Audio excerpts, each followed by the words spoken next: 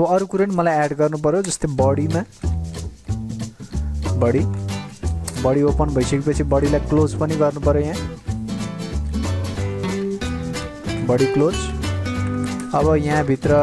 जे लेखिन्छ त्यो डिस्प्ले हुन्छ मैले भनेको थिएँ नि हैन हेडिङ भनेको यो माथिको भयो अब यहाँ देखि यो व्हाइट पार्ट जति पनि देखाछ यसलाई बडी भने यहाँ डिस्प्ले के गराउने अब सबै त्यहाँ हामीले लेख्न सक्यो जस्तै म यहाँ नेरी हेडिङ नम्बर 1 हेडिङ देखाउँछ है हेडिङ नम्बर 1 क्लोज के लेख्ने heading Kathmandu heading close /h1 यसलाई सेभ गरेर हेरौँ सेभ हेडिङ नम्बर 1 यति ठुलो हुँदो रहेछ जस्तै हेडिङ नम्बर 2 गर्दै यसरी नि जाउँ हेडिङ नम्बर 2 h2 काठमाडौँ लेखेँ मैले काठमाडौँ /हेडिङ नम्बर 2 अब यो कत्रो हुँदो रहेछ त हेरौँ सेभ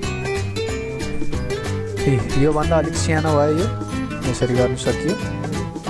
जस्तै हेडिङ नम्बर 3 हेडिङ नम्बर 4 कति हुन्छ तपाईले ट्राई गर्नु कत्रो हुँदो रहेछ आफूले ट्राई गर्न सक्यो अहिले डाइरेक्ट म हेडिङ नम्बर 6 मा गएँ हेडिङ नम्बर 6 काठमाडौँ नै हेरौँ कत्रो हुँदो रहेछ h6 फ्रन्ट स्ल्यास यहाँ छुट्याए h6 यसलाई सेभ गरौँ नोटमा मैले सेभ गरिरहनु पर्छ भन्ने भनेको थिएँ नि हैन सेभ गरौँ हेर्नु h1 हेडिङ नम्बर 1